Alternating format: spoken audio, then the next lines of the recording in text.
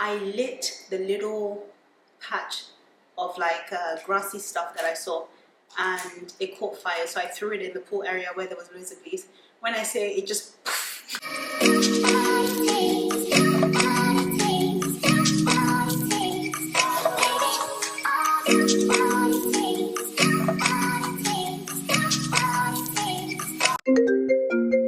Please subscribe, I'm hungry. Hi guys, and welcome back to Chuches Mind.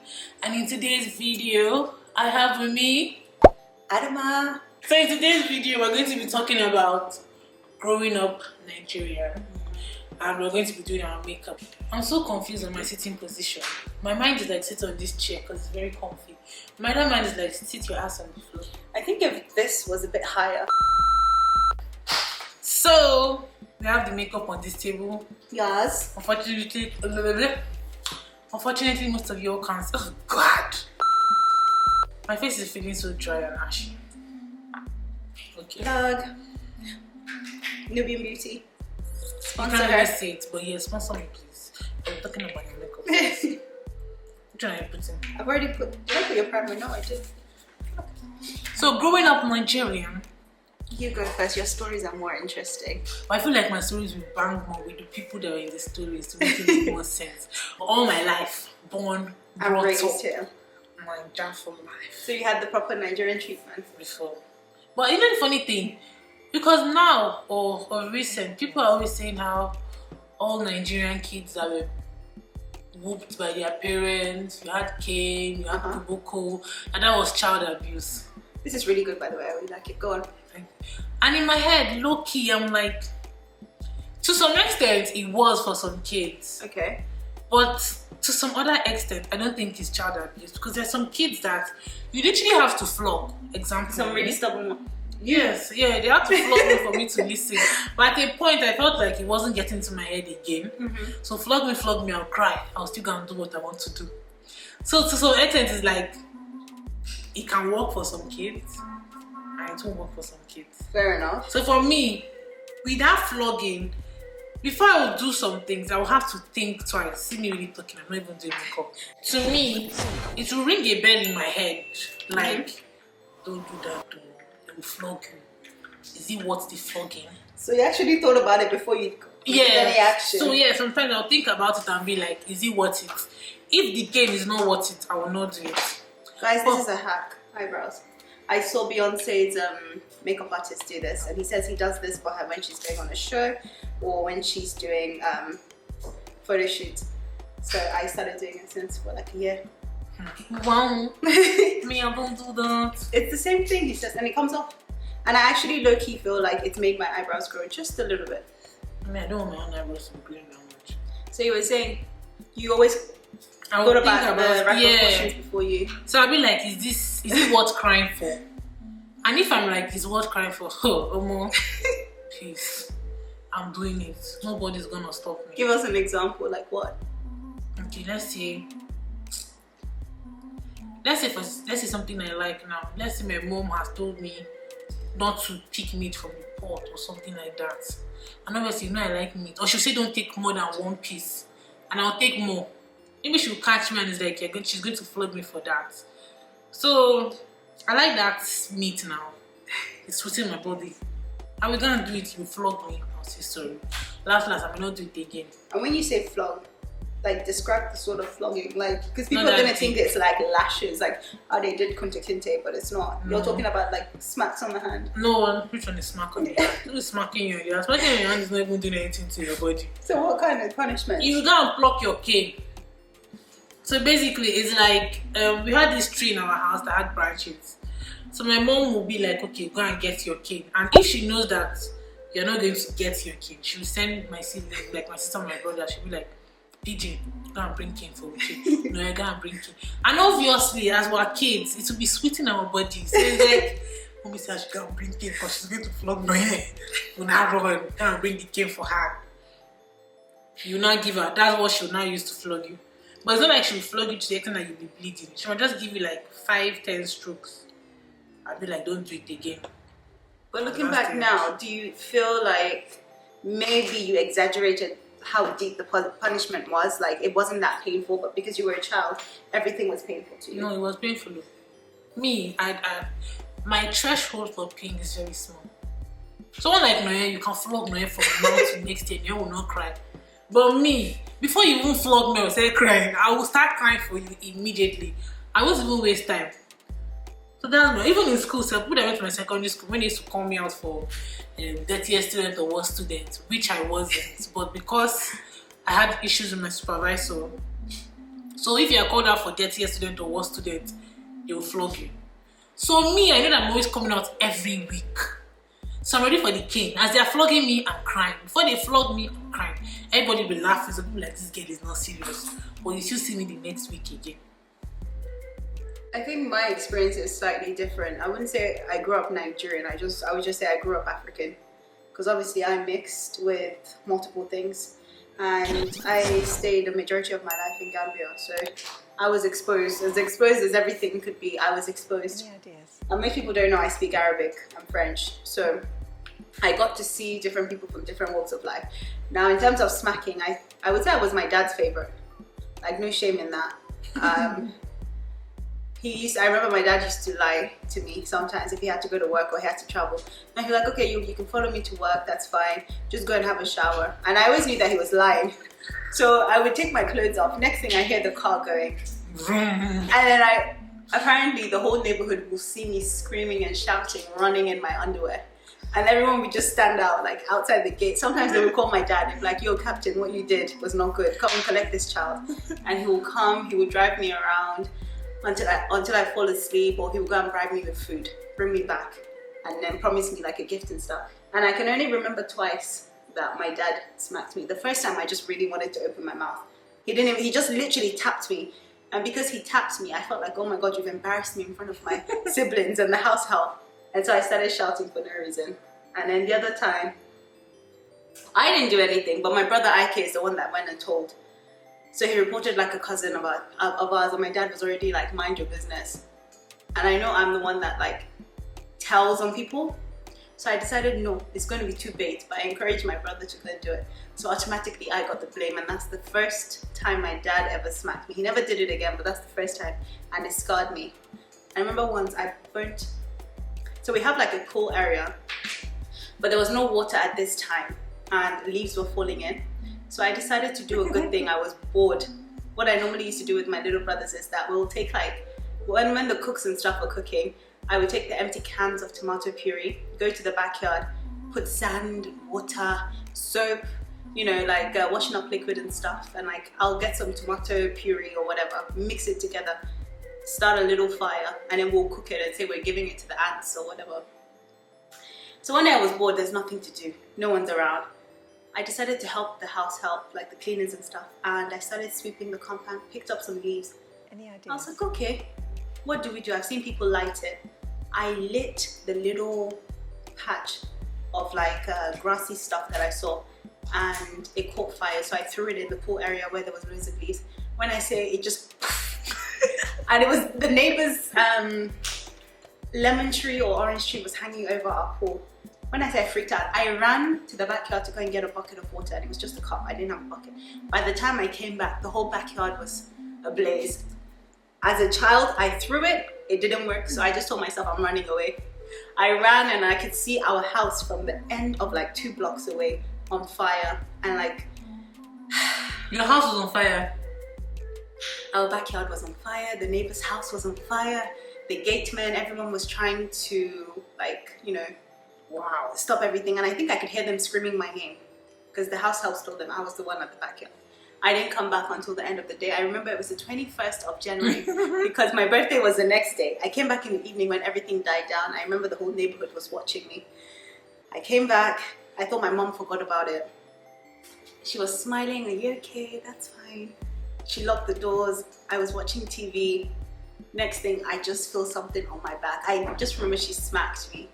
She smacked me. I didn't find it funny because the next day is my birthday. Once it hit 12 o'clock, she started singing happy birthday for me. That's as much as I've ever gotten in my life. But I think yours is different. I thought we had it bad. I literally thought we had it bad. When we were younger, see, I won't lie, I was a tyrant. I can see that. My mother would chase me see around that. the house. Not only me and my sister. We would be running around the house. I would be begging her. So The thing is, I can see you know stop Noye. there! Stop there! Noye was worse. Noye looks more quiet than you. PJ looks like he's the terrorist of the family. I feel like they calm down for PJ. Last borns, they always have it easy. So PJ didn't suffer like that. But myself and Noye was the one that got flogged more than any child in my family. So she was the most troublesome. Noye used to beat me, I would cry. No, would beat me, I would cry. Mom would be like, what's your problem? I know the first child. Beat her back. Why is she crying? Why are you crying for her? You're not ashamed of yourself. And I was started fighting. But, you would fight. we started fighting. At the point, we used to beg us. Sisters don't fight. You should love yourself. The things I've done to me and she has done to me. I know in secondary school, I told her that she should never tell anybody that we're sisters. Why? She was annoying. When we were younger, we used to hate ourselves. I don't know how we grew to like and love ourselves, because my mom was like, it's because she sent us to the same school. Yeah. Because secondary school, we went to the same secondary school. University, we went to the same uni. But when we were doing masters, we went to different schools. Oh, you did masters? Mm-hmm. Okay. So we went to different schools. So my mom was like, she used to beg us. Mom was saying, take example, my sisters and I, we are very close. We don't fight. Please, you and your sister should stop fighting. Nobody will answer her. What's your most memorable like beating, or like, you know, the most memorable experience that you've had, like getting in trouble? The one that scarred you the most? To be honest, it was the first time my dad beat me. What did you do? And it was because of my hair. Almost every time they flogged me when I was young was because of my hair. And she knows. And I'm sure she's watching this, she'll be laughing. So, you know how my parents always like, don't drink alcohol. So my dad had a guest. And then the guest had red wine. So after the guest left like part of the red wine in their glass. Mm-hmm. Like a little bit. Yeah. And then my dad used to do this thing whereby he would tell us, or my mom too, be like, don't drink anything that's left in a cup. It's not good for you. She would do things like that, blah, blah, blah. So they brought the cup to the kitchen. Myself, Noye, and PG were sitting there eating our dinner because we were about to round up. PG should have been like 4 Are you serious? or 5 by then, I think, because PJ could talk, and that's his job was to report. So PJ was just there watching us. Noye squeezed orange inside this cup that had red wine inside. She squeezed it. Then she put it on her lips and she was like, I will drink this thing, dare me. I will drink this thing, dare me. Nobody answered her. I said, don't drink it, Sha. I'm not going to dare you. I don't know what happened. I sha left the kitchen. I wasn't there anymore. I went upstairs because I finished eating my own food. I started hearing someone shouting my name, Uche, come downstairs. Pretty now said my daddy was calling me. And I went downstairs like, yes, daddy, why are you calling me? He was like, yes, I learned that you drank wine that was remaining in the glass. Why? I said, daddy, which wine? Don't lie to me. Noye said 2 of you drank the wine. That PJ said Noye drank wine. Noye said it was 2 of you. So why would you drink the wine? I said, I did not drink anything. It was Noye that was playing with the cup. And I left the kitchen. So I don't know if she actually drank it or she didn't drink it. Dad was like, you're lying. And Noye said you drank it. Noye, didn't she drink it? Noye said, yes, I drank it. I was confused. At that point, I even wanted to start crying. Because me, I used to cry a lot when I was younger. I was like, Daddy, it's not me. I didn't do anything. Daddy, I didn't touch anything. I don't know what she's talking about. My father was like, you're lying. Kneel down there.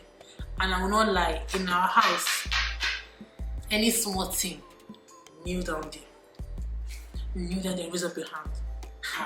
So that's how Noye was shouting, it's Uche. I knelt down. I found out my brother to go and bring cane. That one pepper body. He went to go and bring the cane. My father was like, I think my father knew that Noye was lying. But he didn't want to seem as if I don't even know, but it's like, okay, as the first child, leadership by example. You drank it first, she followed you, even though it might be a lie or true. But let me shall beat you too. So he flogged me and he gave me like 10 strokes or something like that. Me, I went now. Then Noye only gave Noye double extra because they said Noye was the one, but Noye said Uche too did it.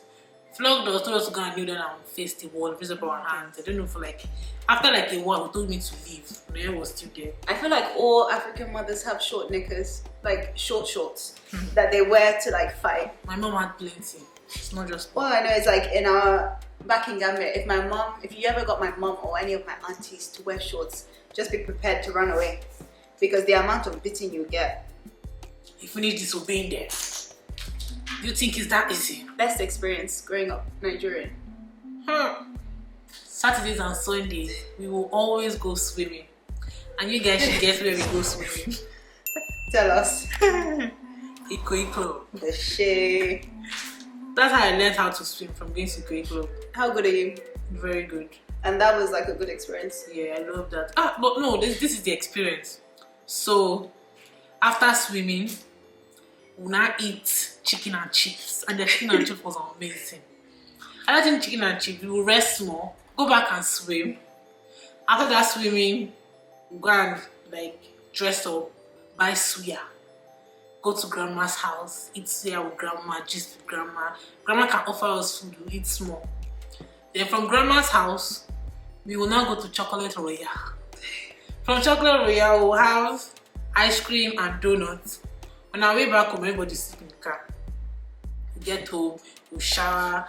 Sometimes we eat dinner, sometimes we don't eat dinner. We go and sleep. But that was sweet. Like, I don't know. But Chapman, hey God. Chapman chicken and chips is what we eat in Ikoyi Club. All of us. And we have so many pictures of us in Ikoyi Club. But then everybody grew up. No more Ikoyi Club. But that's what we used to do, and it was amazing, I tell you. I don't know what I would say for me. I think for me, it would be the chats. I'm from a big family, so there's like 7 kids. So I would say for me, it's like just the chats and hanging out with everyone. Like, I always felt like we were a small group of people, but having someone to always talk to when you're like bored and stuff, I like that. Again, like, I think similar to you, we had Fridays to Sunday was international day, so the food would be international. The outing, we wouldn't do like typical African things apart from church. We would like go to the beach, we'll go try new restaurants, we'll go horse riding, like picking up like oyster shells and stuff like that. I used to enjoy that. Gambia isn't like the biggest place, it's really, really small. So literally my dad would just like show us culture, or like show us like new places, new things. But I don't know if we had as much fun as you. But I can't remember a lot, but it was amazing. Is there anything you would change though? If you could. So you would move, like you would stay in Nigeria if you could, with your kids, with your family, because you're saying you would take them to boarding school, you would do this, you would do that. Mm-hmm. So you know how all of you relocate, but you want your child to have that African training. I don't know if that's even making sense. Would you send your kids back, ship them back? I don't mind. My mom is around. Does she tell you she wants to take her? She will take them by force. Don't have choice. But yeah, because you know, like they come back for holiday, they go back, they come back. It's not the one that will say, "Oh, come, let's travel," and then you will not come back. I feel bad for people that have those stories. What do you mean? Oh, where yeah, they're like, yeah. I didn't know I was moving back to Africa. That's because they were bad. As much as you've spoken about like your mom, your dad is strict, I feel like you can be quite strict. No, my parents did good cop, bad cop. They were good at doing that thing. I don't. So they weren't both strict at the same time. No, you have a time whereby my mommy will be so nice, and my father is like the wicked person in the picture. But that was very rare. But other times, hey, everything's mommy. Mommy's wicked. Mommy does not love me. Mommy did this. And how do you feel now as an adult? You see her reasoning. I actually see, even till today, when there's some things that she would do to me, I'm just like, did this woman even give birth to? Because I don't understand why she be saying or doing this kind of thing to me. Then after like a couple months or so, and how deep the situation, I'd be like, it was coming out of love, or it is this. So. But you said a couple of months, not a couple of days. No, not days. It takes time for it to process, and you'll be like, oh, okay. I'm gonna be using no. If you watch my birthday vlog, you know who gifted this to me. Who be that? They know now, they know. If you don't know, sorry, I'm not going to say it. The person knows herself. Oh wow, okay. Growing up Nigerian, who had more privilege, the PJ or you guys? PJ. I think my mother, like I said, my mother was calm. But my dad, I don't think was that calm. There's a time when my father finished PJ. I would just be hearing stories from uni. So that time I was not in school. Like he got smacked and stuff by your dad? Wait. Have you ever gotten in trouble because of like cousins or something? Something that you didn't even do, apart from your siblings, because siblings are different. But have you ever gotten in trouble because somebody said something to your family, like your parents, and you're like, why did you have to go and say that? I don't think so, no. I never got in trouble. You? You know when aunties see you around with people? Yeah. And then before you've even gotten home, your mom is texting you. Like, you're still there. Like, you know that it's either you see them or you didn't see them. But somehow they saw you or they took a picture. Oh, hi, isn't this your daughter? They send a video, they send a picture, but they don't know who it is.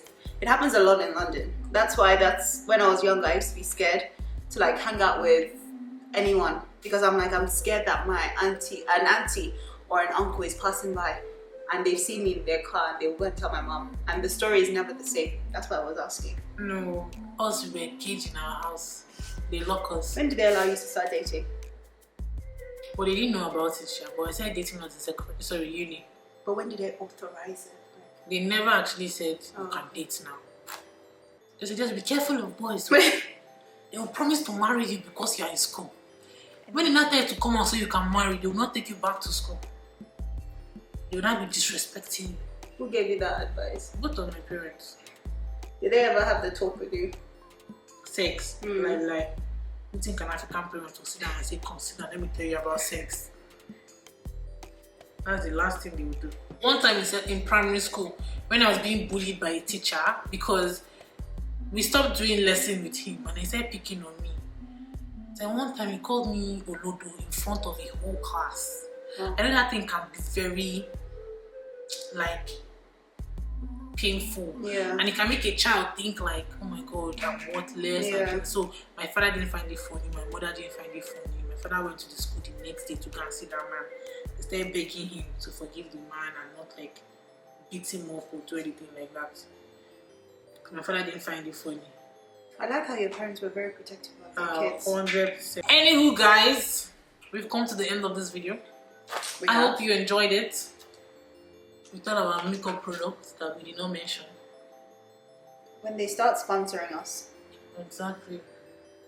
We'll start. Don't forget to go on my channel and subscribe. Yeah, don't forget to go on Adama's channel. I never post, but one day I'll start.